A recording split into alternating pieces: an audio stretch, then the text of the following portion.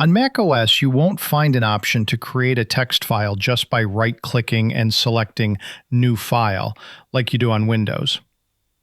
So, to create a TXT file on a Mac, we have a few different methods to walk through today. The first method is using an app called TextEdit. You can quickly open it using Command Space to bring up Spotlight. This is a built-in macOS app, so you don't need to install anything.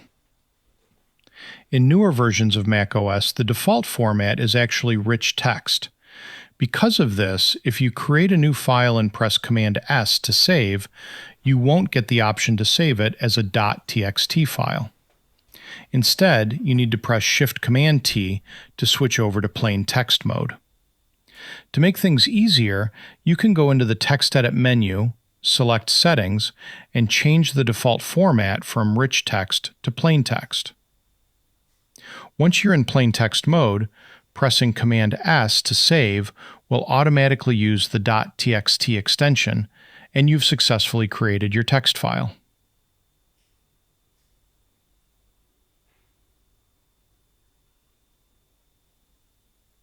The second method is using Terminal, which is awesome if you are a bit more tech-savvy.